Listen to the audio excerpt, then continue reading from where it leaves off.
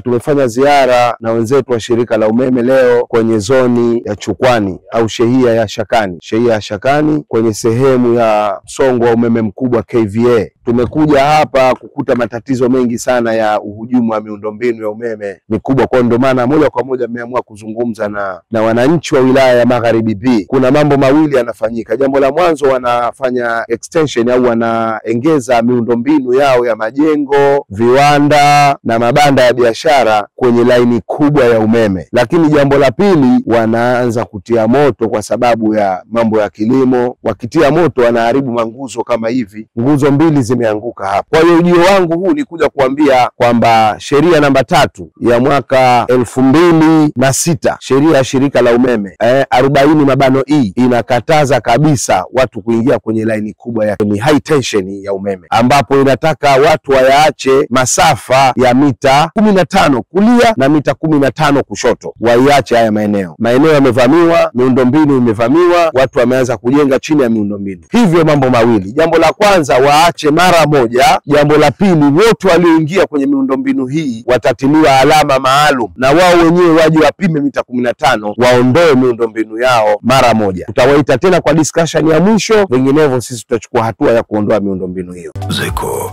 ipo kung'arisha maisha yako.